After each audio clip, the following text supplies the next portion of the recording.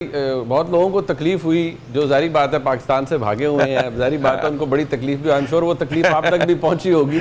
और कुछ जी। मुझे पता चला और आपने भी बताया कि कुछ आपके जो ताल्लुक कभी किसी प्रोफेशनली किसी दोस्त से था भारत में वो भी खत्म हो गया, उनको भी आपके तज्जिए से बड़ी तकलीफ पहुंची।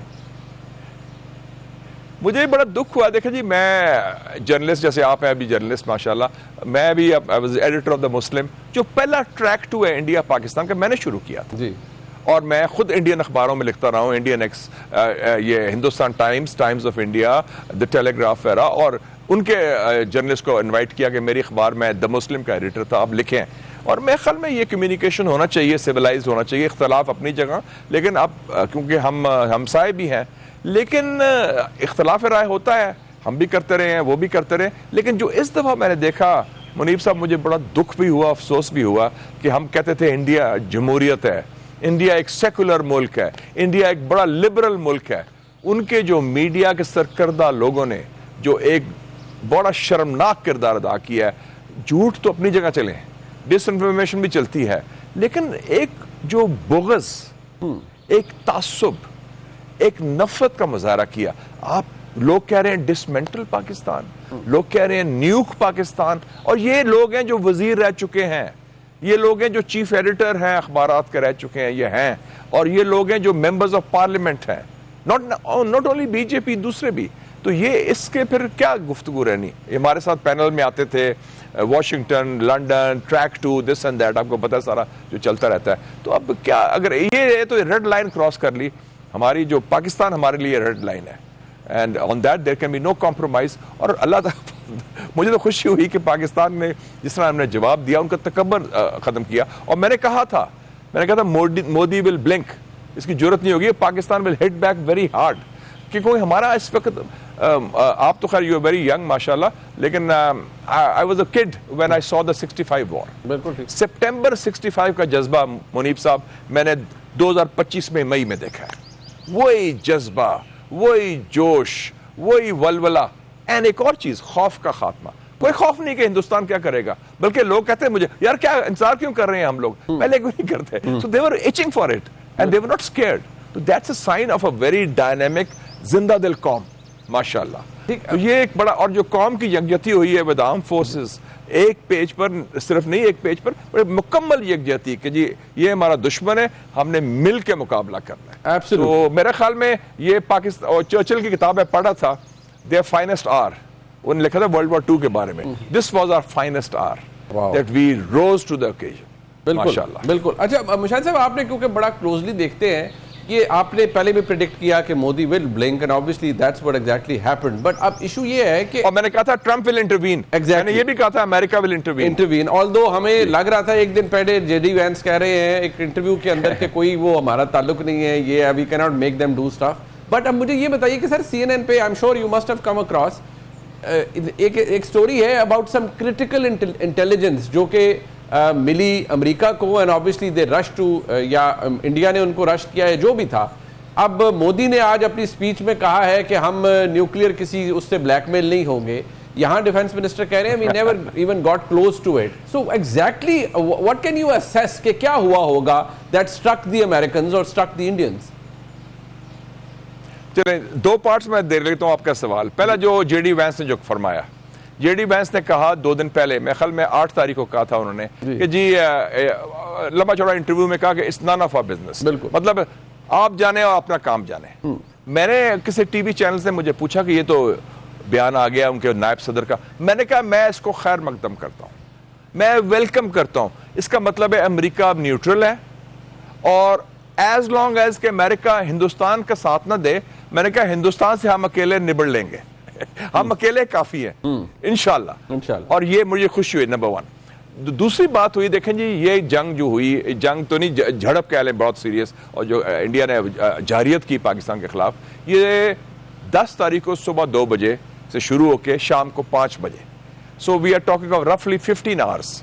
बल्कि मैं अगर कोई मूवी डायरेक्टर होता या मूवी प्रोड्यूसर होता तो I produce a movie in Hollywood. 15 hours that change south Asia. पूरी जो साउथ एशिया का लैंडस्केप है और हिंदुस्तान पाकिस्तान ताल्लुकात, उसकी बुनियाद जो है तब्दील होगी ये 15 घंटे में। बिल्कुल। 2 बजे उन्होंने हमला किया, जारियत की, 4:30 हमारा जवाब शुरू हुआ और हमने उनका तिया पांचा कर दिया। हर लेवल से जवाब उन्होंने 6-7 जगह किया, हमने 26 जगह किया। दिल्ली में ड्रोन्स जा रहे हैं हमारे, उनकी सारा इलेक्ट्रिसिटी ग्रिड बंद हो गई है, उनके S-400 अटैक हो रहे हैं, सारा हो रहा है। तो कोई 10:30 बजे आप ही के चैनल में शायद मैंने खबर सुनी जी कि नेशनल कमांड अथॉरिटी का इजलास बुला लिया गया है। जी जी जब ये खबर आई, नेशनल कमांड अथॉरिटी का मतलब है कि जो हमारा एक कमांड बना हुआ है, जब से हम न्यूक्लियर पावर बने थे, आपको याद है 1998 में मियां साहब प्राइम मिनिस्टर थे, मैं इंफॉर्मेशन मिनिस्टर था, भी वो द चीफ स्पोक्समैन बिल्कुल उस वक्त। तो उसके बाद हमने कहा कि as a responsible nuclear power हम एक सिस्टम बनाते हैं, नेशनल कमांड अथॉरिटी, जो अंडर द प्राइम मिनिस्टर होता है, उसमें सारे सर्विस चीफ होते हैं, उसमें न्यूक्लियर एसेट्स का हवाले से वो 2000 से चल रहा है, बड़ा कामयाब सिस्टम है 25 सालों से। जब उसकी खबर सिर्फ आई, और वो भी सरकारी खबर नहीं थी, गालिबन वो टीवी चैनल्स पर आई, जी पंजाबी कहें उन्हें मां मर गई, वो तो चीखा निकल गया, ये रोते गए, दे वेंट क्राइंग, उधर से चीखें निकली उनकी। उनका एक व्यू है, मैं कहता मजाक से इंडिया में भी कह चुका हूं मैं, बाय द वे जो बात अभी मैं कहने लगा हूं, कि उनका व्यू, उनके पास what I call they have, ये हिंदुत्व वाले जो खास तौर पे हैं, जो बहुत नफरत करते हैं मुसलमानों को, उनका एक व्यू है what I call the Mahmud of Ghazni complex. वो समझते हैं कि जो मुसलमान शुमाल से आता है ना, ये कोई बड़ा मरॉडर है, महमूद ऑफ गजनी है, ये आके पता नहीं इसकी नजरें दिल्ली सोमनाथ कहाँ है। तो एक थोड़ा सा खौफ भी है उनको कि इनको क्या है। तो मेरे ख्याल में वो, और उस खौफ को री-इन्फोर्स करने में जनरल आसिम मुनीर और air chief marshal Zaheer Sidhu का भी किरदार था, थ्रू परफॉर्मेंस, नॉट कोई भड़क नहीं मारी, रेटरिक नहीं है, परफॉर्मेंस। रेटरिक कोई नो रेटरिक, और कोई जबान से निकला नहीं। Action speak louder than words. हमने बता दिया कि जनाब, we can hit you hard, we can hit you where it hurts, and we will respond and will not take it lying talk, और आप विल मेक यू ब्लिंक। और बुली का क्या होता है मुनीर साहब?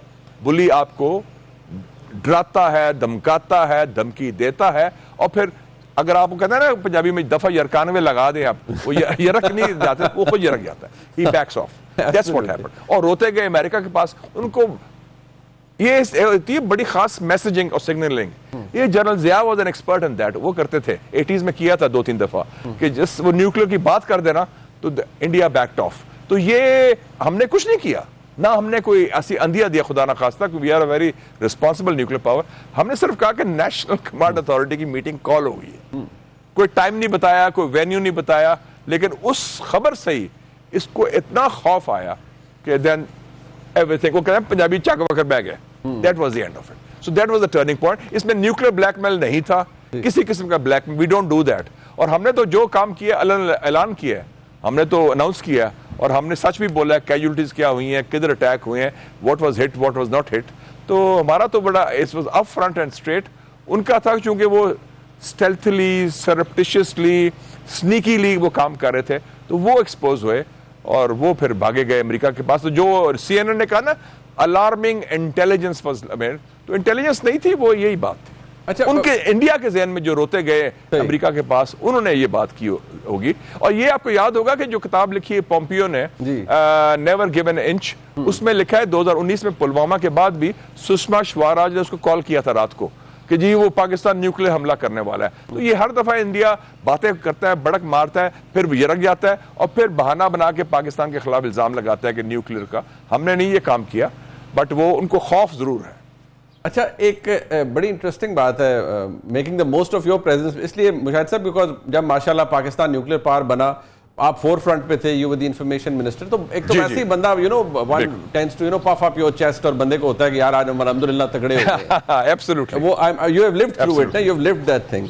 मैं एब्सोल्युटली, मैं एज अ कॉमन पाकिस्तानी में कह रहा हूं, बट अभी कुछ देर पहले जो नरेंद्र मोदी की एक ट्वीट थी 1:30 बजे, I don't know whether you have seen it और not, but I will just read it for you. नहीं, मैंने नहीं देखी, अच्छा सर, वो जरा सुनने वाली है, वो जस्ट हार्डली 4-5 सुनाइए। वो कहता है, to those who feel slightly dejected at their scores, I want to tell them one exam can never define you.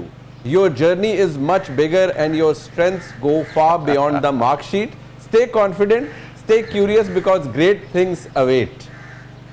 Acha, this is an open acknowledgement of defeat. This is an open admission and confession of defeat. तो मैं ऐसे ये कहता हूँ छड़ यार, उन क्या रह गया, क्या बातें करने यार, you have lost big time. हमने बड़ी मार से उनको बचा दिया, बल्कि और मार खाने वाले थे, हमें तो रोका गया। अमेरिका के 2-3 फोन आए फिर जनरल आसिम को, प्लीज स्टॉप। जहाज सारे हमारे ऊपर थे, हमने तो उनका, और जहाज भी उन्होंने 5 नहीं, हमें 6 जहाज गिराए बाय मेराज 2000 भी था उनका एक और। तो ये जो है ना, हमने तो उनको लिहाज कर दिया है। तो ये अब ये ना, ये रोंदू वाली बात होगी ना कि नहीं, डोंट फील रिजेक्टेड, ये एक है और एक इम्तिहान है। बस जी मैं कहूंगा कि 1971 का हमने कर्ज जो था वो चुका दिया इंटरेस्ट के साथ। And this is not a Pakistan of 71, this is 21st century Pakistan, जिसमें जान है, हिम्मत है, हौसला है, और जिसमें है वो कुव्वत और नीयत और वो सारी सलाहियत भी कि जो भी हमें देखेगा मैली आंख से हम उसको हिट बैक करेंगे, ये रेड लाइन क्रॉस करने नहीं देंगे।